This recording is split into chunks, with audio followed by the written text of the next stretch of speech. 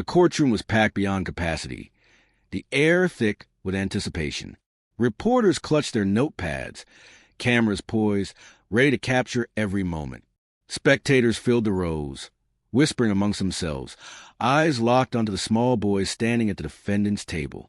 Kendrick Stokes, barely 12 years old, looked impossibly small in the oversized hoodie draped over his slender frame. His fingers curled around the edge of the wooden table, knuckles white, as if it were the only thing holding him steady. Yet, when he spoke, his voice carried no tremble, no hesitation. The cops beat me.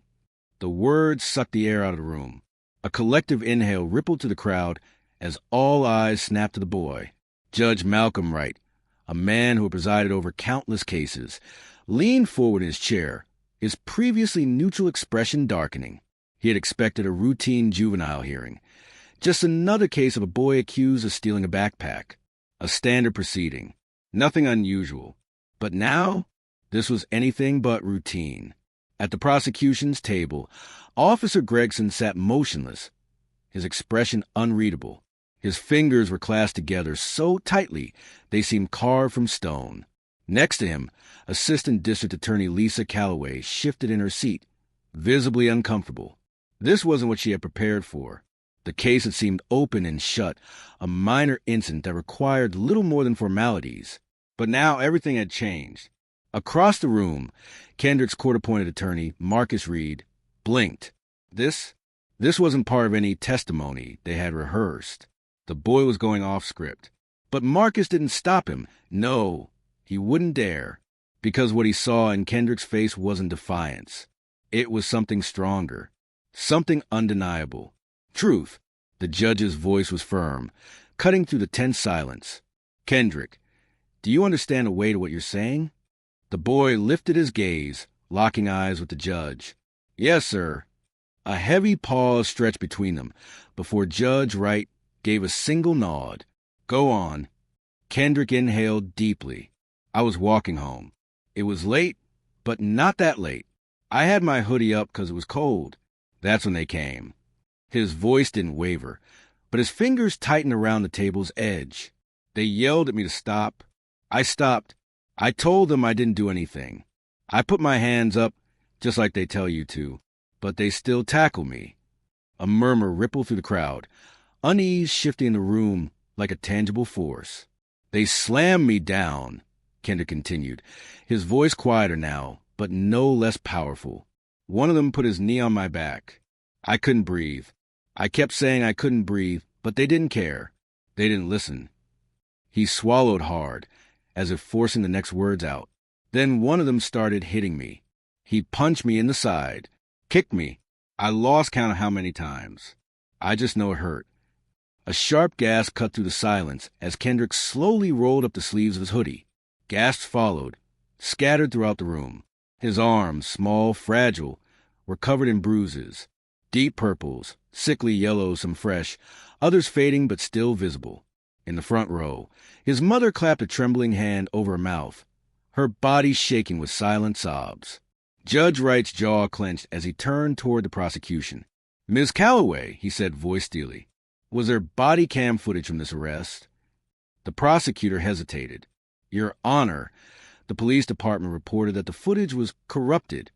Kendrick let out a bitter laugh, sharp and humorless. That's a lie. Another murmur rippled through the courtroom, growing louder. Judge Wright's piercing gaze shifted to Officer Gregson. Officer, do you have a response to this? Gregson's lips thinned into a tight line. The suspect resisted arrest. We used necessary force. Kendrick's voice rang out, strong and clear. I'm 12. How much force do you need for someone my size? The whispers in the crowd escalated into full-blown chatter. The tension in the room was palpable, crackling in the air. And then, the door at the back of the courtroom swung open. A woman walked in, her heels clicking against the floor. She was tall, poised, dressed in a sharp navy blue suit. A gleaming Department of Justice badge was pinned to her lapel. Your Honor, she announced, her voice slicing through the noise like a blade. I have new evidence to submit. Silence crashed over the room. The bailiff stepped forward, taking the flash drive from her outstretched hand. He plugged it into the court system.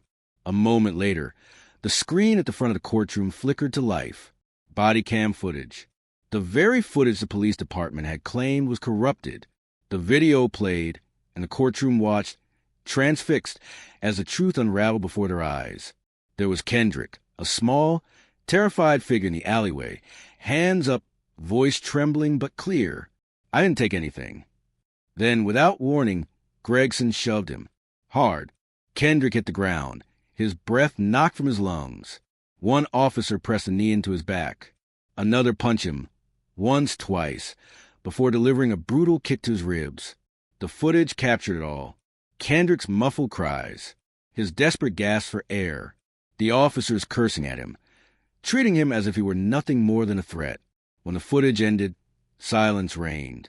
The only sound was Kendrick's mother, quietly sobbing. Judge Wright turned slowly toward Gregson.